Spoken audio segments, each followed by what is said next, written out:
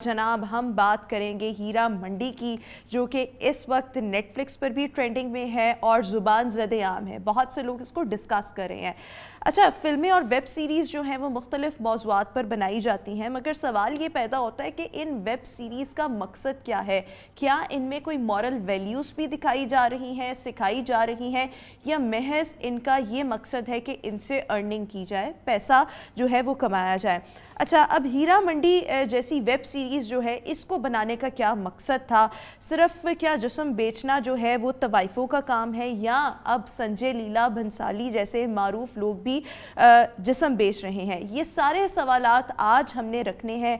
हमारे साथ भारतीय सहाफ़ी, फ़िल्म क्रिटिक शुभ्रा गुप्ता जो हैं वो हमें ज्वाइन करेंगी इस सेगमेंट में, और साथ ही साथ पाकिस्तान के नामवर लिखारी और प्रोड्यूसर यूसुफ सली साहब भी, मियां सली साहब भी आज हमारे साथ इस शो में मौजूद होंगे। सली साहब और शुभ्रा गुप्ता, आप दोनों का बहुत शुक्रिया।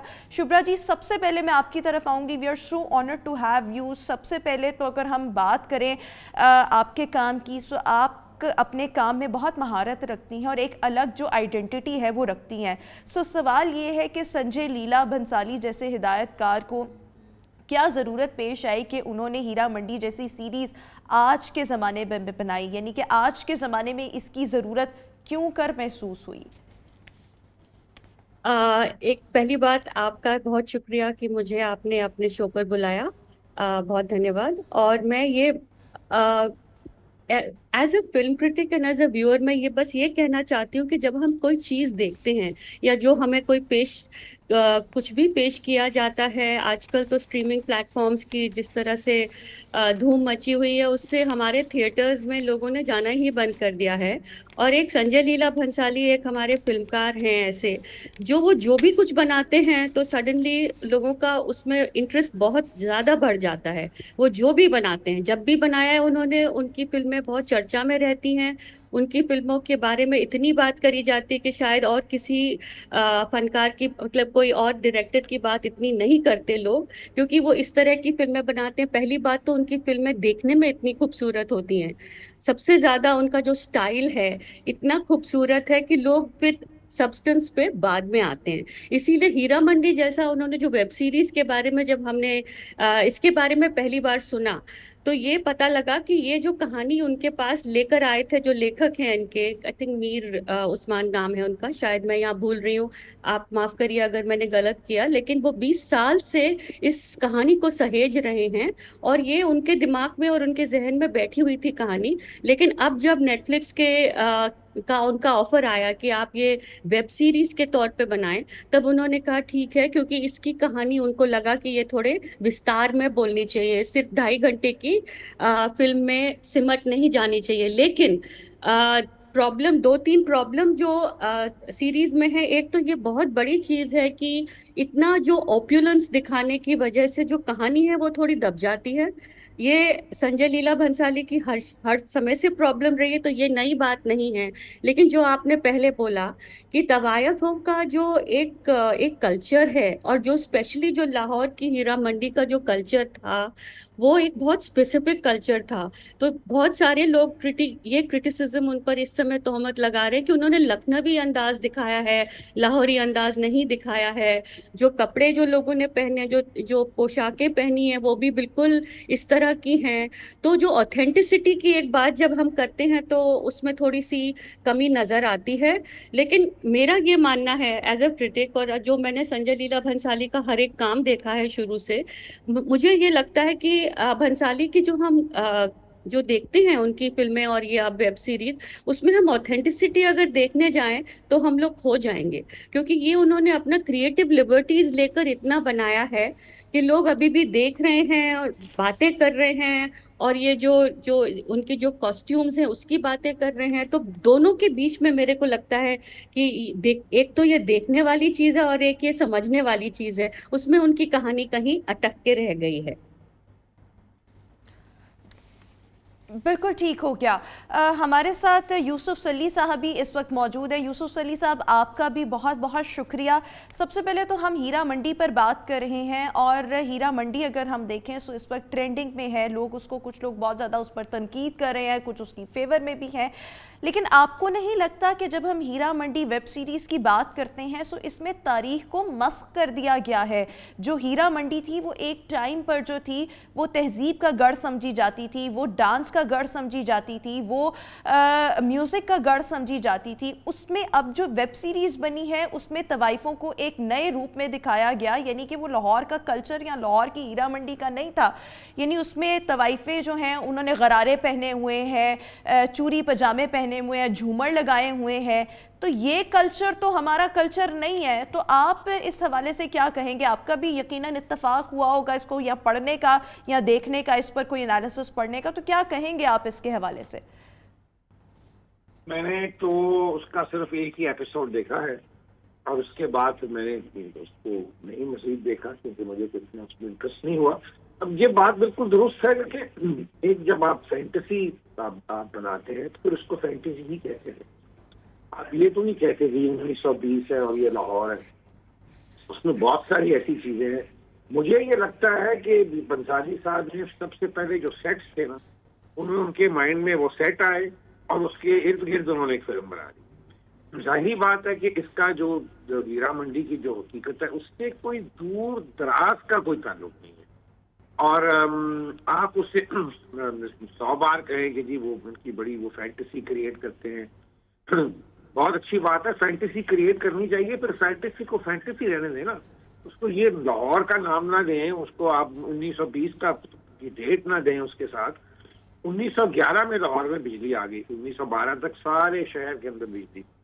उसके बावजूद वो कॉन्स्टेंटली जो है वो, मेरा मतलब है वो शमें वो जल रही है वहाँ और एक अजीब सा एक उन्होंने माहौल क्रिएट किया हुआ है। ये बात सही है कि ये सारा कल्चर जो उन्होंने दिखाया है ये लाहौर का नहीं था, ये लखनऊ और दिल्ली का कल्चर था जो उन्होंने इसमें दिखाया। अब वो लोग उसको अच्छा समझें या बुरा समझें, लोग उसको देखें, लेकिन ये बात जरूर है कि एक जो हिस्टोरिकल फैक्ट है उसको जो मस्क करना है, ये मैं समझता हूँ कि ये बड़ी उनकी ज्यादती थी। ऐसे नहीं होना चाहिए था। एक फैंटेसी बना देते कि ये कोई फैंटेसी में हिंदुस्तान में कहीं ऐसा एक बाजार है जहाँ, और दूसरी बात यह है कि कोई इसमें हकीकत नहीं है। कथा कलामी की माजरत चाहूंगी यूसुफ साहब, आपको नहीं लगता कि संजय लीला भंसाली अगर मूवी बनाना चाहते थे तो फिर उनको लाहौर आना चाहिए था? यहाँ पर आते, यहाँ का माहौल कल्चर देखते, यहाँ पर फिल्म के कुछ हिस्से शूट करते। आप जैसे लोग जो यहाँ पर बैठे हैं, जो इसकी हिस्ट्री से वाकिफ हैं, उनसे गुफ्तो शनीद करते। उनके जो ये राइटर थे, मुझे नाम उनका भूल रहा है, ये लाहौर आए थे, यहाँ आके मेरे दोस्त फकीर सैफ, जो फकीर खाना, जिनका बहुत पुरानी फैमिली है लाहौर की, जिनके जो अवाव अजदाद थे उनमें से रंजीत सिंह के एक मिनिस्टर थे, फॉरेन मिनिस्टर थे, और दूसरे उनके फाइनेंस मिनिस्टर थे, यानी कि बड़ी इंपॉर्टेंट पोस्ट पे थे वो। उनके पास वो आए थे और उन्होंने जब ये कहानी सुनी तो उनको कहा कि ये जो आप बना रहे हैं ये बिल्कुल गलत हिस्ट्री है, आप ये ना बनाएं। तो गालिबन उन्होंने फरमाया कि नहीं, ये जो नाम हीरा मंडी है ये बड़ा कमर्शियल नाम है और ये इसमें एक बड़ा दम है इस नाम में। जब हम तो बेसिकली उन्होंने कहा जी नाम हीरा मंडी का इस्तेमाल करके जो मर्जी बना दो, एक फैंटेसी बना दो। बेसिकली यही है। अब इस पर कुछ ज्यादा मैं तो नहीं समझता कि कोई, लेकिन ये जरूर है कि हमारे जो नौजवान नस्ल है उसके लिए ये थोड़ा सा ये है कि उनका बिल्कुल ही जाहिर बात है, लोग जब एक चीज देखते हैं टीवी के ऊपर तो उसमें बिलीव भी करते हैं। इसी तरह जब इन्होंने अकबर जोधा की फिल्म बनाई थी या अकबर जोधा का सीरियल बनाया था तो उसमें भी सारी हिस्ट्री को खराब किया हुआ था। तो लेकिन अब उसके बाद बहुत से हमारे जो नौजवान थे वो ये समझते थे कि यही शायद सही हिस्ट्री है। तो इसका बड़ा एक जो इम्पैक्ट है एक इलेक्ट्रॉनिक मीडिया का, ये सारे सीरियल जो ये बनते हैं, तो ये जाहिर बात है कि ये भी एक उनमें से एक ऐसी चीज है। और मैं तो ये समझता हूँ कि अगर वो सीरियसली अगर कोई इसमें लाहौर का नाम ना देते, हीरा मंडी का नाम ना देते, और बिल्कुल ही मेरा मतलब है कि इतना, चलो जी थोड़ा सा आप उसको फैंटेसाइज कर लेते, जब आप हिस्ट्री की कोई चीज बना रहे हैं तो थोड़ा सा फैंटेसाइज कर ले। ये तो नहीं कि वो 0 से लेके 100 तक वो सारी फैंटेसी। बिल्कुल ठीक हो गया। यूसुफ साहब साथ ही मौजूद रहिएगा। हमें भारतीय सहाफ़ी, भारतीय फिल्म क्रिटिक शुभ्रा गुप्ता ने भी ज्वाइन किया हुआ है। शुभ्रा जी, मैं आपकी तरफ आऊँगी और आपसे ये जानना चाहूँगी कि जिस तरह से आपने कहा कि वो फैंटेसी दिखाने के माहिर है, लोग वो जो दिखाते हैं वो ज़्यादा देखते हैं और सब्सटेंस पर बाद में आते हैं, बट अनफॉर्चुनेटली लोग अब सब्सटेंस पर आ चुके हैं, पहले आ चुके हैं, और लोग इसको बहुत क्रिटिसाइज़ कर रहे हैं कि ये लाहौर का कल्चर नहीं था जो उन्होंने दिखाया, कि तवाइफें जो हैं वो झूमर उन्होंने लगाए हुए हैं, टीके लगाए हुए हैं, गरारे पहने हुए हैं, हुकूमत के खिलाफ साजिशें कर रही हैं। तो आपको क्या लगता है, क्या ऐसी चीज़ थी जिसकी वजह से ये तमाम चीज़ें जो हैं ये इस सीरीज़ में दिखाई गई? क्यों ये सब कुछ दिखाया गया जब ये लाहौर का कल्चर ही नहीं था, और आपने उसको लाहौर के कल्चर के साथ जोड़ा, और ना सिर्फ जोड़ा बल्कि उसको हीरा मंडी जो कि लाहौर की है उसका नाम भी दिया? जी, मुझे तो ऐसा लगता है कि जैसे जो आप शो में आप जिनसे बात कर रहे थे अभी, जो इतना इतना ज्यादा मतलब हिस्टोरिकल वे से इसको देख रहे हैं, और मैं बिल्कुल मानती हूँ कि ये जो 1920 से 1940 का उन्होंने जो पीरियड दिखाया है और नाम लिया है और लाहौर बोला है, और मुझे ये सब किया है, और उसमें इतना उसमें अलगाव है जो एक्चुअली में है और जो दिखाया है, उसमें डेफिनेटली उनको क्रिटिक किया जा सकता है।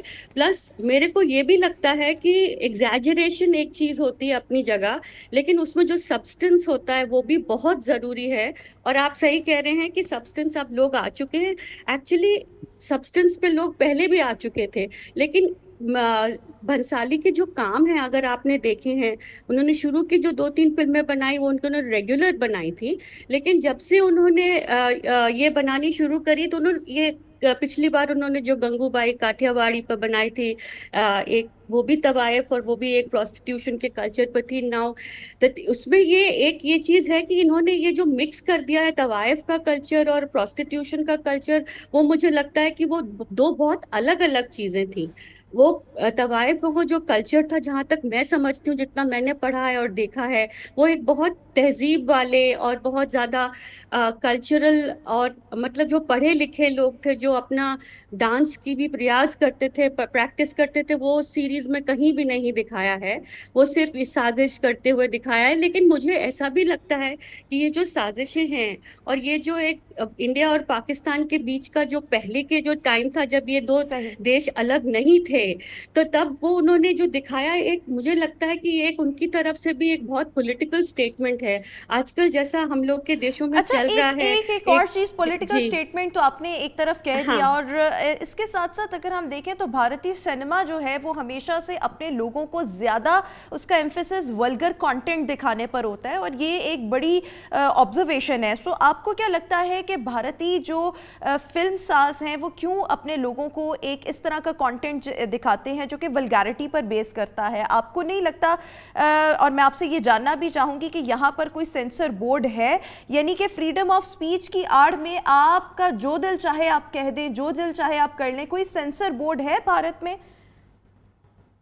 जी, ऐसे तो नहीं है कि सब कुछ वल्गैरिटी के ऊपर बेस होता है। मैं तो ये तो बिल्कुल मैं नहीं मानूंगी, क्योंकि हमारा जो फिल्म कल्चर है वो भी 100 साल के सर बराबर ही है। मैडम, और मैं जी मेजॉरिटी नहीं की नहीं, बात कर रही मैं हूँ। खत्म, लेकिन आप एक मिनट, सेंसर बोर्ड है और बहुत ज्यादा इन सब चीजों पर देखा जाता है। कमर्शियल सिनेमा में जो वल्गैरिटी है वो हर जगह है, मैं ये नहीं कहूंगी कि नहीं है, लेकिन ये हमारे देशों में और हॉलीवुड में भी है, हर जगह है, जहाँ पर एक कमर्शियल चीजों को बहुत ज्यादा आगे रखकर उसमें जो सेंसिटिव बातें हैं वो पीछे रखते हैं, क्योंकि लोग समझते हैं कि थिएटर में कोई आएगा नहीं।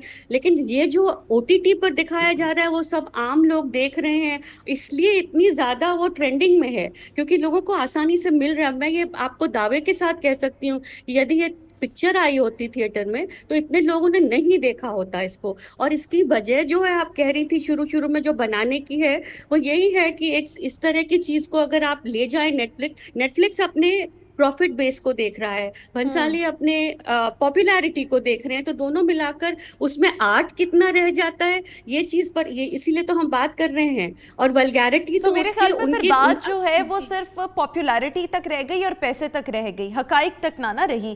अच्छा, इसके साथ हकायत नहीं, इसमें नहीं, मैं ये भी कहना चाहूंगी कि इतनी ये भी नहीं कि बिल्कुल ही नहीं है, 100% नहीं है। मुझे तो ऐसा लगता है कि ladies of a certain age, 45 के बाद तो हमारी जो एक्ट्रेसेस हैं उनको ताक पे रख दिया जाता है। इस वाले सीरीज में उन्होंने इन लोगों को ये मनीषा कोइराला ने जो किरदार निभाया है, वो एक सर्टन एज की लेडी का, और she is the central character. मुझे लगता है इसमें वेट आता है जब हम लेडीज को इस तरह से दिखाते हैं as a main character. I think it is important कि ये सारी चीजें ये भी बात करनी चाहिए, अपार्ट फ्रॉम एवरीथिंग एल्स, कि हम लोग जो और भी जो बातें कर रहे हैं और क्रिटिक कर रहे हैं, ये भी बहुत जरूरी है। और ये बहुत जरूरी है कि ये जो पहले प्री इंडिपेंडेंस का दिखाया है, उसमें एक ये भी दिखाया है कि सब ये कहाँ आ गए हम लोग।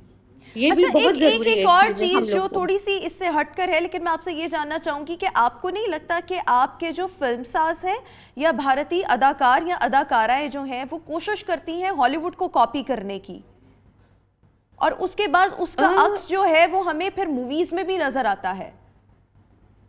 ये मुझे नहीं लगता। अच्छा, हम तो हीरा मंडी से कितना आगे आ गए, लेकिन फिर भी अगर आपने ये बात अगर उठाई है तो मैं जरूर कहूंगी कि ये सारी ये इट इज यूनिवर्सल चीज नहीं है। 2-3 फिल्में अगर आप देखें, या अगर इंडिया में 1000 फिल्में बनती हैं हर साल, उनमें से ऐसी 4-5 फिल्में हैं जो अब एक्चुअली में जो उनकी जो कहानियां हैं वो उनको ऑफिशियल तौर पे उनसे स्क्रिप्ट राइटर से खरीद कर उसको अडेप्ट किया जा रहा है। तो थोड़ी सी हॉलीवुड की चीजें तो जरूर आएंगी, लेकिन ये भी है कि हमारा इंडिया में, या कोई भी आप कह लीजिए कोई भी साउथ एशियन कंट्री में, अगर हम अपनी फिल्में नहीं बनाएंगे तो चलेंगी भी नहीं। ये बात बिल्कुल जरूर है। ठीक हो गया, यानी तो उसके लिए कुछ ना जी कुछ जो है जी वो कॉपी करना पड़ता है। आपने कहा हम मीरा मंडी से बहुत आगे नहीं, निकल मैं गए ये हैं, नहीं लेकिन कह रही। हमने नहीं, हमने मैं सोचा कि आपकी सॉरी मैं मौजूदगी ये का नहीं कह मैडम रही फायदा कि उठाया जाए, आपकी मौजूदगी का फायदा उठाया जाए, तो सारे सवाल आज कर लिए जाए। नहीं, अच्छा, वो मैं चमकीला भी बोल रहे थे कि हम उसके बारे में भी बात करेंगे, तो चमकीला मैं पर सोच मैं रही आ थी रही इन हूँ दोनों के बीच में। अच्छा मैडम, अच्छा, मैं आगे ठीक चमकीला है। पर भी आ रही हूँ, जी लेकिन मैं जी जी यूसुफ जी। सली साहब का जब रुख करना चाहूँगी, मैं यूसुफ साहब आपकी तरफ आते हुए थोड़ा सा चाहूँगी कि आप हमारे देखने वालों को बताएं कि हीरा मंडी की असल हिस्ट्री क्या है, और अपनी तारीख की हिफाजत करना हमारे लिए कितना कितना इम्पोर्टेंट है, ज़रूरी है ये काम। देखें, ये अगर आप इसकी हिस्ट्री में जाएं तो हीरा मंडी जो है, ये जो इलाका है, जो बिल्कुल शाही मोहल्ला, जो शाही किले के बिल्कुल साथ ही मौजूद है, ये जो हीरा सिंह थे, जो महाराजा रंजीत सिंह के एक मिनिस्टर भी थे, जी जी, उन्होंने इस एरिया को डेवलप किया था, और यहाँ उसके गोडाउन्स थे। तो इसका ओरिजिनल नाम था हीरा की मंडी। ये जो गोडाउन्स थे, इनमें ग्रेन स्टोर किया जाता था, और उसका जो किराया था वो हीरा सिंह उसको वसूल करते थे। तो ये तो हकीकत इसकी, मेरा मतलब ये को ना यहाँ कोई उस वक्त को ऐसी कोई और कोई चीज थी। उसके बाद ये बिल्कुल दुरुस्त है कि ओवर द इयर्स जो तवायफें थी, अब इसमें जो सेक्स वर्कर्स हैं और तवायफे में आपको डिफ्रेंशिएट करना पड़ेगा, क्योंकि ये जो खवातीन थी, ये बिल्कुल जिस तरह फरमा रही थी शुभदा जी हमारे साथ हैं, शुभ्रा जी, ये बिल्कुल एक तरीकाकार था। लेकिन पंजाब में मुझे नहीं याद कि जिस तरह दिखाया गया है कि नौजवानों को भेजा जाता था तालीम और तरबियत के लिए। हो सकता है कि उससे पहले मुगलों के जमाने में ये एक दौर हो। ये डेफिनेटली लखनऊ का कल्चर ये जरूर था, और वहाँ ये जो खवातीन थी, इनको ट्रेन किया जाता था इन दी वर्ल्ड ऑफ आर्ट्स। यहाँ भी अगर आप अंदरूं, क्योंकि मेरा अपनी हवेली जो है बिल्कुल, I live on the edge of Heera Mandi, बिल्कुल ये हमारा बाजार बरूद खाना जो है, मेरी फैमिली यहाँ मूव की थी कि 1860 में, और तब से वी हैड दिस प्लेस। तो ये आप ये मेरा मतलब है, इसको आप इस तरह देखिए कि ये सारी हमारी तारीख जो है ना, इसको मस्ख किया अंग्रेजों ने। ठीक है, अंग्रेज थे जिन्होंने यहाँ जो सेक्स वर्कर्स थी उनको आके आबाद किया, जो तवायफें थी उनके एरियाज में। सबसे पहले लाहौर में जो पुरानी नारकली है अंदरून शहर से बाहर, वहाँ इनको एस्टेब्लिश किया गया। और ये जो चीज, क्योंकि अंग्रेजों को हमारे कल्चर या हमारी हिस्ट्री के साथ कोई लगाव नहीं था, देवर नॉट, उन्होंने यहाँ ज्यादातर क्या कहते हैं औरतें कश्मीर से, इधर से उधर से, हिंदुस्तान के हिस्सों से बुला के तो उनको एज सेक्स वर्कर्स उनको यहाँ एम्प्लॉय किया, और फिर इन सारों को इन क्या कहते हैं आपस में, मेरा मतलब है कि वहीं। अब दूसरी बात आप ये देखिए कि जितने बड़े बड़े जो उस्ताद थे, जिस तरह उस्ताद एक बड़े गुलाम अली खान, उस्ताद बरकत अली खान जो उनके भाई थे, उनका भी इसी बाजार के अंदर ही उनकी बैठकें थी जहां से ये ट्रेन करते थे। सारे जितने ये म्यूजिक आज भी today also all the most of the musicians जो हैं, जो प्लेयर्स हैं, वो यहीं इसी एरिया में रहते हैं। बिल्कुल ठीक हो गया, ये तो बात आप बिल्कुल ठीक कह रहे हैं, लेकिन एक और पॉइंट की तरफ मैं सर आना चाहूँगी कि पहले तो सनी देओल और सैफ अली खान की गलत हरकतों की वजह से या एंटी पाकिस्तान जो भी कंटेंट जो था बनाया जाता था, उसकी वजह से सेंसर बोर्ड जो था वो मूवीज़ को बैन कर देता था, सिनेमा घरों में वो मूवीज़ ही नहीं लगती थी। Now we have OTT, Netflix जैसी जो प्लेटफॉर्म्स हैं, we are having all these platforms. आपको क्या लगता है अब अगर इस किस्म का कंटेंट बनाया जाता है या भारत की जानिब से इस किस्म की हरकतें या एक्टर्स की जानिब से की जाती हैं, सो इस पर रोकने का हमारे पास क्या तरीका क्या है सर? नहीं, इसको अब तो ये एक फ्री फॉर ऑल है, तो इसको रोकना जो है वो तो आप नहीं कर सकते। आई डोंट नो उसका क्या तरीका है, किस तरह आप उसको रोक सकते हैं। एक चीज बनती है उसको अब अगले सही कह रही थी शोभा कि जो कमर्शियली देखते हैं हर चीज को जी, कि इसमें जिस तरह मैं आपको बताया कि उनके राइटर यहाँ आए थे तो उन्होंने कहा था कि क्या फर्क पड़ता है कहानी जो भी हो, हम इसको this is a great commercial name, इसको कमर्शियली हम इसको इसको बनाएंगे। और खास तौर पे ये जो बात थी कि जो ये यहाँ की जो तवाइफें थी उन्होंने कोई किसी किस्म का रोल अदा किया in the movement against the British, ये बिल्कुल ही गलत है। मतलब कि आप देखें ना, कोई थोड़ी सी भी हकीकत हो चले। अब जिस तरह बंसाली साहब ने वो बनाई थी, क्या फिल्म का नाम था, देवदास। अब चले ये तो फैंटेसी है कि एक कलकत्ते की तवाइफ है, उसका जो घर है वो बकिंगहैम पैलेस से भी ज्यादा बड़ा है, उसमें जो शैंडलर्स लगे हुए हैं वो कई हजारों हैं। तो ये इस तरह की चीजें जो हैं ये बिल्कुल वो फैंटेसी जो है वो, इसीलिए मैं कह रहा हूँ कि लोग कई मुझे कह रहे थे कि जी मुझे लगता है कि बंसाली साहब ने पहले जो अपने सेट्स थे वो उन्होंने विजुअलाइज किए, यानी कि ग्लैमर जो है वो ज्यादा दिखाते ना और असल कहानी वो फिर पीछे रह जाती है। यानी लोग ग्लैमर से ही जो है वो इंस्पायर हो जाते हैं, बट इसमें भी ग्लैमर दिखाया गया है, लेकिन अब जो लोग हैं वो सब्सटेंस की तरफ, जो सब्जेक्ट है उसकी तरफ आ रहे हैं। देखिए, आप एक बसंत का सीन दिखाया हुआ लाहौर, लाहौर की हीरा मंडी में बसंत, और वहाँ फूल बनी सरसों, सकल बन फूल बनी सरसों, ये एक अमीर खुसरो का एक कलाम है कि जो ये ज्यादा दिल्ली में और दिल्ली में ज्यादा गाया जाता था, लाहौर में तो कभी भी मैंने नहीं सुना। हमारी जो लाहौर की बसंत थी वो तो जो तवाइफें थी वो छतों पे चढ़ के काइट फ्लाइंग से ज्यादा रिलेटेड थी देन एनीथिंग एल्स। पकवान और क्या कहते हैं काइट फ्लाइंग और ये सारा ये सिलसिला था। दूसरी बात ये है कि मैंने तो खैर सारी नहीं देखी, लेकिन लोगों ने मुझे ये कहा है कि जी वो लगता है कि जिस तरह लाहौर में कभी दिन चढ़ता ही नहीं है, सारी की सारी फिल्म जो है वो रात के वक्त ही वो उसको दिखाया गया है। बहरहाल ये उनकी एक सोच है, अब इसको हम क्या कह सकते हैं।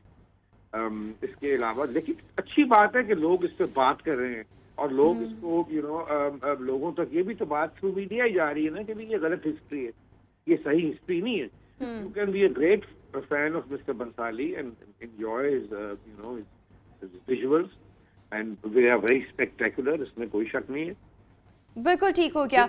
मियां सली साहब, आप हमारे साथ ही मौजूद रहिएगा, अभी हमें शो में एक ब्रेक शामिल करनी है, ब्रेक के बाद वापस आएंगे, सो इसी टॉपिक पर मजीद भी आपके साथ डिस्कस करना चाहेंगे। Viewers, stay with us and good morning.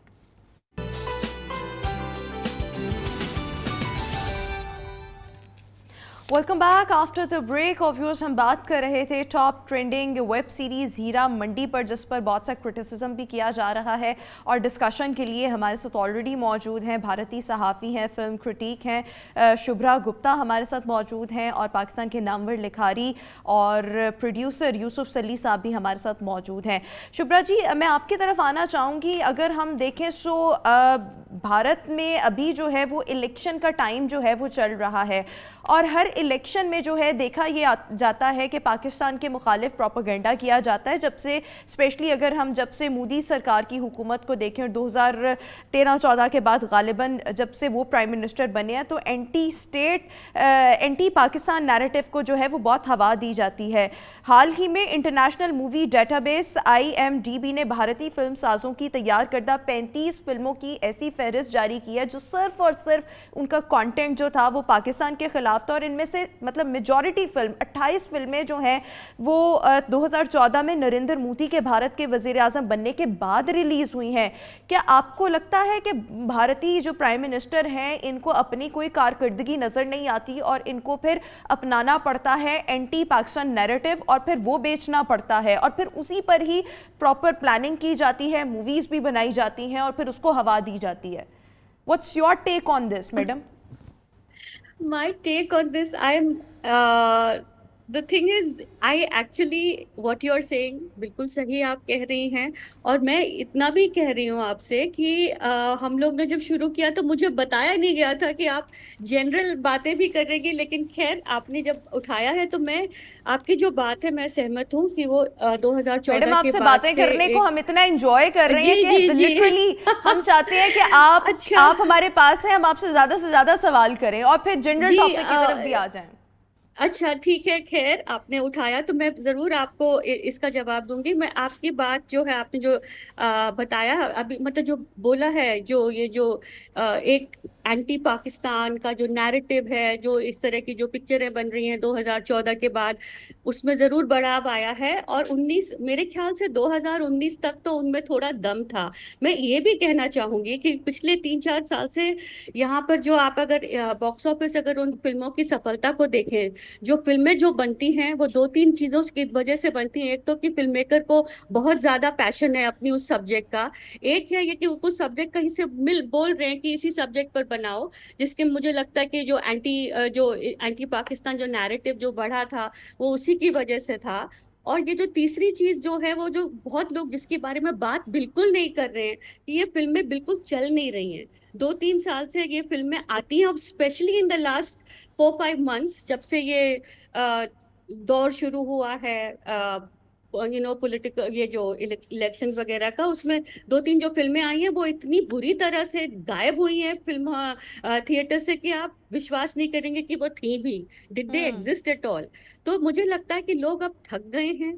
ये जो इस तरह का जो एक जो एंटी नेशनल नैरेटिव है, जो यहाँ के लोगों को बोला जाता है कि यदि आप लोग हमारी तरह से बात नहीं करेंगे तो आप एंटी नेशनल हैं, आप यहाँ चले जाइए पाकिस्तान, हमें कहे हमको भेज दो।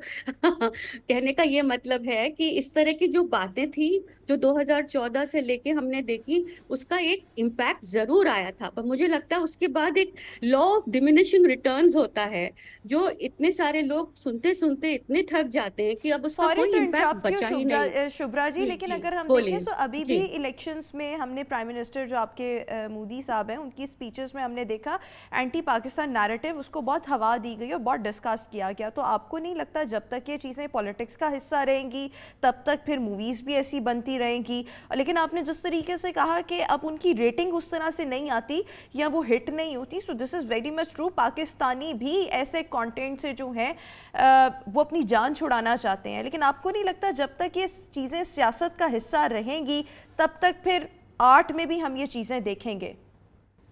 जी देखिए, सियासत और आर्ट का एक बहुत इनएक्सट्रिकेबल कनेक्शन है। ये तो आपके मतलब पाकिस्तान में भी जरूर, मैं इतना यहाँ पे हम लोग इतना ज्यादा देख नहीं सकते फिल्में आपकी जो आपकी तरफ जो बनती हैं, लेकिन मेरे हिसाब से जरूर ऐसा कुछ ना कुछ एक कोई थीमेटिक चलता होगा जहाँ पर एंटी इंडिया वाली चीजें होती होंगी, मुझे पता नहीं। लेकिन इट्स एन इजी, सबसे आसान चीज होती है ना, उठा के एक स्टिक को सबको बीट करना, ये सबसे आसान लेजी हमारे तरीका लोग है। जो है ना वो ज्यादातर जो हाँ। है ना वो पाकिस्तान इंडिया के मैच में इंटरेस्टेड होते हैं और उस पर वो उनका बहुत ज्यादा फोकस होता है, फिल्मों से ज्यादा हमारा फिल्में फोकस नहीं सारा मैच देखते। पर अच्छा, होता है।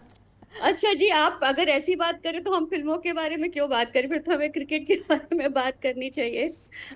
नहीं, anyway, to dial back to आप जो कह रहे थे, सही बात है। और ये भी बात है कि अब एक फिल्मों का दौर आता, जैसे कि हर एक मैं मानती हूँ कि हर एक art, all art is propaganda. वो किस तरह से की जा रही है, किस तरह से वो प्रोपोगेंडा करा जा रहा है और किस मकसद से करा जा रहा है, that is the main thing. और इसमें अब हमें देखने को ये मिल रहा है कि जो एंटी, जो भी कुछ था, जो एक तरह से जो चल रहा था, not just anti Pakistan, anti national, anti this, anti Dalit, anti this minority, जो भी कुछ चल रहा था वो सब अब एक एक हो गया उसका एक शुभ्रा जी, उसका जो साथ एक साथ लेवल ही होता है। रहिएगा। जी अभी हम जरा अमर जी सिंह चमकीला पर भी बात करना चाहेंगे, लेकिन उससे पहले मैं यूसुफ सली साहब से एक आखिरी सवाल जो है वो करना चाहूंगी।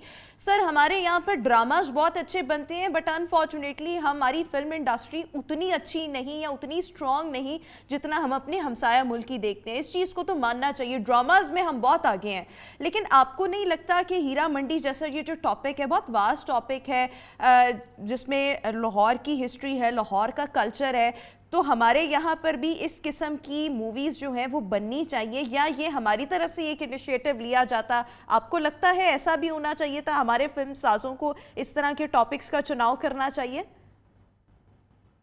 देखें, ये तो बिल्कुल डिपेंड करता है। हर किस्म की जो टॉपिक्स हैं, अगर वो उनको कमर्शियली वो वाइबल होते हैं तो जरूर करना चाहिए, क्यों नहीं करना चाहिए। और एज सच हमारी फिल्मों में एक जो हीरा मंडी का जो जो जो जो इलाका है या वहाँ की जो हिस्ट्री है, कहीं ना कहीं थोड़ी बहुत शायद पंजाबी फिल्मों में ज्यादा दिखाई गई है, लेकिन एक ना एक किरदार जो है फिल्मों में किसी तवायफ का जरूर होता था। और ये अब देखें, हिंदुस्तान की आप बात कर रही हैं तो हिंदुस्तान में ये बिल्कुल दुरुस्त है कि जिस तरह की आप फिल्में कह रही हैं कि एंटी पाकिस्तान और एक एंटी पाकिस्तान का नैरेटिव दिखाते हैं, लेकिन ऑन दी अदर हैंड बड़ी अच्छी फिल्में भी बनती हैं। ये भी आप देखें, मैंने कल ही अपना किरण राव की जो नई फिल्म है लपटा लेडीज मैंने देखी, इतनी खूबसूरत फिल्म है, such a beautiful story, simple story. इसी तरह हम देखते हैं कि जो इंडियन पंजाब है वहां से बहुत अच्छी फिल्में आ रही हैं, और वो बिल्कुल उनकी फिल्मों में कोई वल्गैरिटी नहीं है, घरेलू स्टोरीज होती हैं और फनी होती हैं और म्यूजिक अच्छी होती है, दैट्स अबाउट इट। ये जरूर दुरुस्त है कि बॉलीवुड में ये रुझान जो है ये है। और सर, इस तरह की मूवीज हम भी देखते हैं, बहुत अच्छी मूवीज हैं, लेकिन आपको नहीं लगता पाकिस्तानी पंजाब को भी इसमें अपना हिस्सा डालना चाहिए, ऐसी मूवीज बनानी चाहिए? अनफॉर्चुनेटली देखें, एक तो ये बहुत क्योंकि ड्रामास की वजह से एक जो इंडस्ट्री थी वो Lahore was had the biggest film industry in Pakistan, वो इंडस्ट्री ही यहाँ से खत्म हो गई और वो सारी शिफ्ट कर गई कराची। अब कराची में ड्रामे ज्यादा बन रहे हैं, कुछ फिल्में भी बन रही हैं, लेकिन वो बात नहीं है कि जब हम when we were growing up तो इतनी फिल्में बनती थी पाकिस्तान में, कम से कम को 200-250 फिल्म बनती थी एक साल के अंदर। अब वो रह गई है, वो चंद फिल्में रह गई है कि जो साल में रिलीज होती हैं और उनका भी पता ही नहीं चलता। ठीक है, और ये जो नेटफ्लिक्स जैसे जो इदारे हैं, ये एक नया एक मीडिया का एक तरीका है, और इसमें लोग, ये जो मैंने कल देखी फिल्म, ये भी नेटफ्लिक्स पे ही उन्होंने रिलीज की, और सिनेमाज में जाने का रुझान जो है ये आहिस्ता आहिस्ता मेरा ख्याल है कि ये शायद कम होता जाए, और जो नेटफ्लिक्स और इस तरह के जो बिल्कुल ठीक हो गया, और ये हम देख भी रहे हैं कि लोग अब सिनेमाज जो है वो कम जाते हैं। शुभ्रा जी, मैं आपकी तरफ आऊँगी। अगर हम एक तरफ हीरा मंडी को डिस्कस कर रहे हैं तो उस पर थोड़ा सा क्रिटिसिज्म भी हो रहा है, लेकिन दूसरी तरफ भारत की ही मूवी है अमर सिंह चमकीला। सो इसको अगर हम देखें तो इस फिल्म ने बहुत ज़्यादा धूम मचाई, इवन पाकिस्तानियों ने भी इसको बहुत ज़्यादा पसंद किया। क्या वजह है? आपको नहीं लगता कि ऐसी फिल्में मजीद ज्यादा बननी चाहिए? जी एक चीज मैं अभी बोलना चाहूंगी। अभी यूसुफ जी की बात मैं सुन रही थी, उन्होंने कहा जो मुझे एक्चुअली कहना चाहिए था कि जैसे आपने बोला कि ऐसी इंडिया ऐसी वल्गर चीजें क्यों बनाता है, ऐसी वाली एंटी अपने हमजा, क्या आपने लवली शब्द यूज किया था, एंटी पाकिस्तान। नहीं नहीं नहीं, उन्होंने जो हमसाया हमजादा जो मुल्क जो बगल में है उसका जो एक आपने ब्यूटीफुल, आई थिंक आपने या यूसुफ जी ने एक शब्द यूज किया था। मैं ये बोलना चाहूंगी कि ये तो एक छोटा सा हिस्सा है जो इंडियन फिल्म इंडस्ट्री है। इट इज मतलब ये तो इस दुनिया की सबसे बड़ी इंडस्ट्री मानी जाती है, हॉलीवुड से भी ज्यादा। हॉलीवुड में जो बनता है सो बनता है, और हमारी जो और हमारा और बॉलीवुड सिर्फ अकेला बॉलीवुड बॉलीवुड नहीं है, इंडिया में बहुत सारी लैंग्वेजेस हैं, और उन सारी लैंग्वेजेस में आजकल जो एक तरह की स्फूर्ति आ गई, एक तरह की एनर्जी आ गई, उसमें बेहतरीन फिल्में बन रही हैं। और ये जो यूसुफ जी ने बोला, लापता लेडीज, छोटी सी सुंदर सी कहानी है जो सिर्फ वो कहीं भी हो सकती है, वो मैडम है यहाँ तो पर मैं एक्चुअली साउथ सेट इंडियन यहाँ मूवीज पर। को भी शामिल करना चाहूंगी, उन्होंने भी जी आप बहुत करिए, अच्छा बिल्कुल काम बिल्कुल। काम अदा किया है। हाँ, साउथ इंडियन मूवीज और जो आजकल, जी जी, जो केरला की जो फिल्में आ रही, वो हमेशा से 50 सालों से 65 सालों से इतनी बेहतरीन फिल्में हैं। हम लोग इनके बारे में बात क्यों नहीं करते हैं? क्योंकि हमको मौका नहीं मिलता इनको देखने का, है ना। हमको अब नेटफ्लिक्स जैसी चीजें हैं जहां पर आपको हर लैंग्वेज की, हर तबके की, हर हर भाषा की, हर हर देश की कहानी आपको मिल सकती है। आपके अपने ऊपर है, और आप उस एल्गोरिथम को जरूर आप उसको तोड़िए, जो आपका वो देखता है कि अच्छा एक दो फिल्में ऐसी देखी तो इनको सिर्फ यही दिखाते हैं, तो इसको आप उससे स्मार्टर बनिए। आप बोलिए हाँ हम देखेंगे, हीरा मंडी भी देखेंगे, हम चमकीला भी देखेंगे, लापता लेडीज भी देखेंगे, और गोस्ट बस्टर्स भी देखेंगे जो अभी हॉलीवुड की फिल्म है, और हम बाहुबली भी देखेंगे।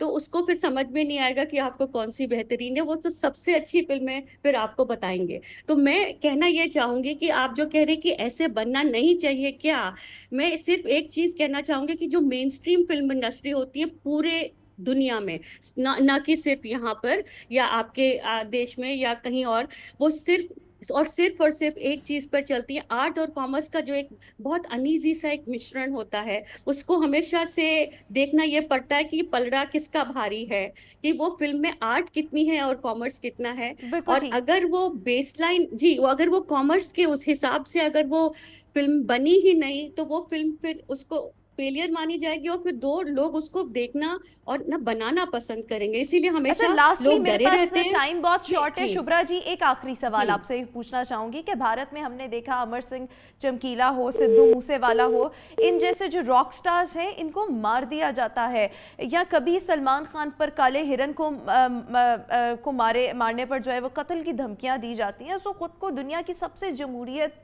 कहने वाला जो मुल्क है, यहाँ पर स्टार्स का कत्लेआम कब तक होता रहेगा? इस पर भी थोड़ा सा मैं ये चाहूंगी कि आप अपनी मुझे लगता है, ऑब्जर्वेशन या नहीं, थोड़ा सा yes, analysis. I do analysis तो करने की बात बाद में आएगी, लेकिन जिस तरह से आपने इस सवाल को फ्रेम किया है, वो मुझे लगता है उसको मुझे लगता है कि वो अनफेयर था, कि इस ऐसे वाले मुल्क में ऐसी ही चीजें होती हैं, बिल्कुल ही नहीं। ये एक्सेप्शंस हैं, ये हर समय नहीं होता, और ये ठीक कहीं है, भी हो सकता है। बिल्कुल हाँ, ठीक ये हो गया। Definitely this exceptional is, situation हाँ है, आपको लगता है कि जी, ये हर वक्त एक्सेप्शनल ऐसा नहीं होता? सिचुएशंस है ये।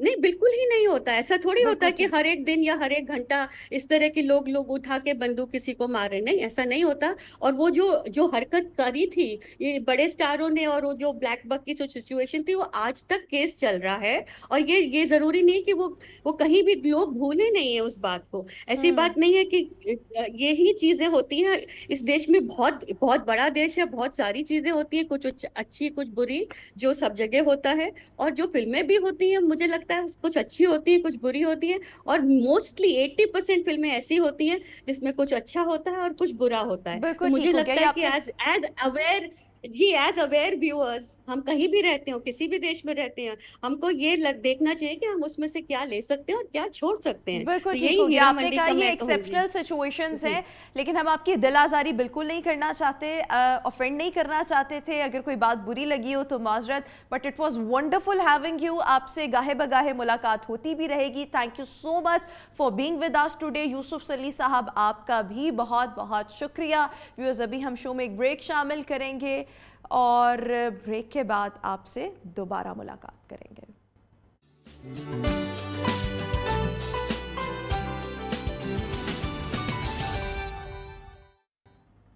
Welcome back after the break. Viewers, एक और मौजू पर बात करना चाहेंगे। यूनाइटेड नेशंस की जनरल असेंबली में फ़लस्तीन को आज़ाद और ख़ुद मुख्तार रियासत करार देने और इसे अक़वाम मुत्तहिदा का रुकन बनाने की करारदाद गुज़िश्ता रोज़ भारी अक्सरियत से मंजूर कर ली गई। ये करारदाद जो थी वो यूनाइटेड अरब एमिरेट्स की जानिब से पेश की गई। 143 अरकान ऐसे थे जिन्होंने इसकी फेवर में वोट दिया, जबकि 9 अरकान बशमूल अमरीका ऐसे थे जिन्होंने इसकी मुखालफत में वोट दिया। इसके साथ साथ ऑब्वियसली ये एक तारीखी अमल भी है, तारीखी लम्हा भी है। क्या फ़लस्तीन अपने मकासद में कामयाब हो पाएगा इस करारदाद की मंजूरी के बाद? ब्रिगेडियर रिटायर्ड फ़ारूक हमीद साहब, दिफाई तज्ज़ियाकार, हमारे साथ इस वक्त मौजूद हैं। ब्रिगेडियर साहब, बहुत शुक्रिया आपके वक्त का। सबसे पहले तो अक़वाम मुत्तहिदा में मुत्तहिदा अरब अमारात की जानिब से जो करारदाद पेश की गई फ़लस्तीनियों के हक़ में फ़लस्तीन को आज़ाद रियासत तस्लीम करने के हवाले से और यूनाइटेड नेशंस का मेंबर बनाने के हवाले से, इसको मंजूर कर लिया गया। आप क्या देखते हैं ये करारदाद फ़लस्तीन को किस हद तक इसके जो पर्पज़ है उसमें कामयाब कर सकती है? बिस्मिल्लाहिर्रहमानिर्रहीम, बहुत शुक्रिया। देखिए, ये करारदाद जो है ये फ़लस्तीन के एक अपना सेपरेट स्टेट के लिए एक हाई मॉडल ग्राउंड तो अचीव करती है, लेकिन मेरा नहीं ख्याल है कि इससे कुछ निकलेगा। कि पहले भी आपको मालूम है कि यूनाइटेड नेशन ने खास एक रेजोल्यूशन पास की थी हैवी मेजॉरिटी से कि जनाब वहाँ पे सीज फायर होना चाहिए, लेकिन उसका कोई असर नहीं हुआ। और देखें, आज तक वो मामला जो है अब तो इजिप्ट बॉर्डर रफा तक पहुँच गया, जहाँ पे इसराइल ने अपना झंडा जो है वो लहरा दिया है। एनेक्सेशन हो रही है, पूरे तौर पे उन्होंने गजा को जो है वो खाली कराने के रुकने हैं। जो लोग रह गए हैं साउथ गजा में, उनको मार के नस्ल कशी करके बर्बरीत से उनको वो ख़त्म कर रहे हैं। तो लिहाजा जब तक ये वेस्टर्न इस्टेब्लिशमेंट, जिस तरह अमरीका हो गया, बरतानिया, फ्रांस और ऐसे ममालिक जो खास माइंडसेट वाले लोग हैं, anti Muslim mindset, anti Palestine mindset, जब तक वो लोग मौजूद हैं, जितनी मर्जी आप करारदादें ले आए, चाहे OIC ले आए, अरब लीग ले आए, चाहे यूनाइटेड नेशन सिक्योरिटी काउंसिल, कुछ नहीं होने लगा। ठीक है, तो मैंने कहा कि ये एक साइकोलॉजिकल विक्ट्री है from that point of view. Sir, आपने कहा है कि कुछ नहीं होने वाला या कुछ नहीं होगा, लेकिन फिर किस तरीके से क्या हो सकता है, या यूनाइटेड नेशंस को फ़लस्तीन के लिए मज़ीद क्या इक़दाम करने चाहिए, या किस प्लेटफॉर्म से इनिशिएटिव्स लिए जाने चाहिए कि फ़लस्तीनियों को रिलीफ मिल सके? जहाँ जिस तरीके से वहाँ पर जुल्म ढाया जा रहा है, 35,000 के करीब फ़लस्तीनी जो है वो मारे जा चुके हैं, अक्सरियत इनमें जो है वो बच्चों की है। साथ ही साथ मैं कल एक रिपोर्ट पढ़ रही थी, इसमें ये कहा गया था कि 14 साल लग सकते हैं अगर यहाँ से सिर्फ तबाही का मलबा उठाया जाए। जितनी तबाह शुदा इमारतें हैं उनका मलबा उठाने में 14 साल फ़लस्तीन में लग सकते हैं। तो रिलीफ के लिए फिर किस प्लेटफॉर्म से क्या किया जाए कि इन बेचारों को रिलीफ मिल सके?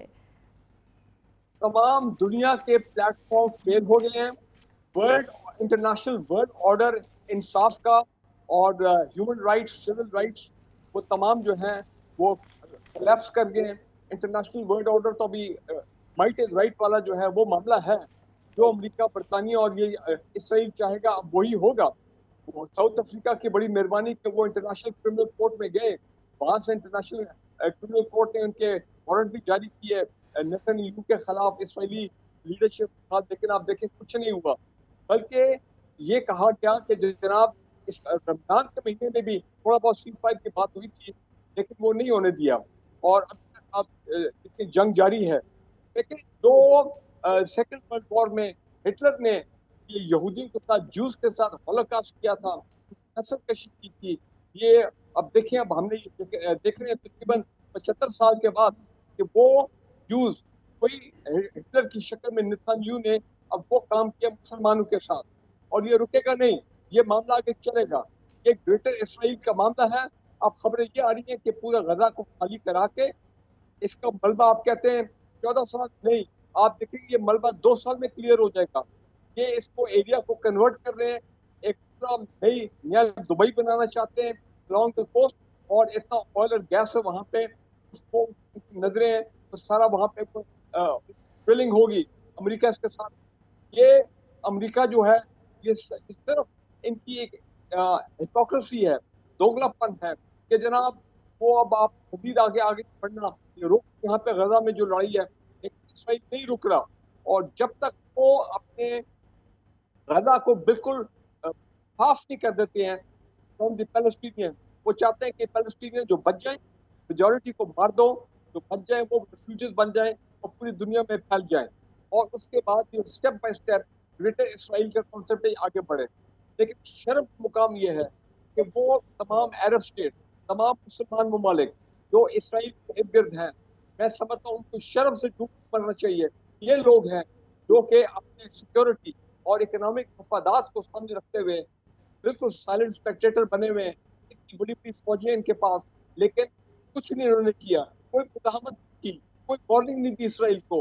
हाँ, तुर्की के सदर ने 2 दिन पहले कहा है कि अब अगर ये इसराइल रुकता नहीं है तो फिर इनके खिलाफ शायद ताकत इस्तेमाल भी हमें करना पड़े, लेकिन अच्छा मुझे कोई सर, उम्मीद मेरे नहीं पास है। वक्त कम है, मैं एक आखिरी सवाल आपसे ये पूछना चाहूँगी कि ये हमेशा से ये चलता आया है कि जब भी भारत में इलेक्शन होता है तो पाकिस्तान में भारत जो है कोई ना कोई शरारत करता है, कोई ना कोई तखरीबकारी करता है। इस वक्त आज़ाद कश्मीर से इतलात और वहाँ पर जो सिचुएशन है वो अच्छी नहीं है, इतलात अच्छी, खबरें अच्छी मौसूल नहीं हो रही, वीडियोज़ अच्छी नहीं मौसूल हो रही, वहाँ पर पुलिस एक जानिब है, दूसरी जानिब आवाम है। आपको नहीं लगता कि आज़ाद कश्मीर में तखरीबकारी या जो भी मामलात इस वक्त चल रहे हैं इसके पीछे भारत का हाथ हो सकता है?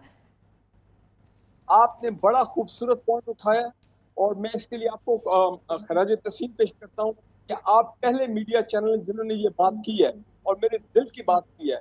मैंने वीडियो देखी है, कुछ ऐसे वहाँ पे शख्स मिस्टीरियस लोग नजर आए हैं और आप इसको रूल आउट नहीं कर सकते कि इंडियन ऑक्युपाइड कश्मीर से इन्होंने कुछ लोगों को अंदर भेजा है ताकि ये वहाँ पे फसादात क्रिएट करें गवर्नमेंट ऑफ पाकिस्तान के खिलाफ और हमारा जो और आज़ाद कश्मीर के जो हमारे मुहब्बे वतन पाकिस्तानी भाई हैं उनमें एक इंतशार की सूरत हाल जो पैदा की जाए।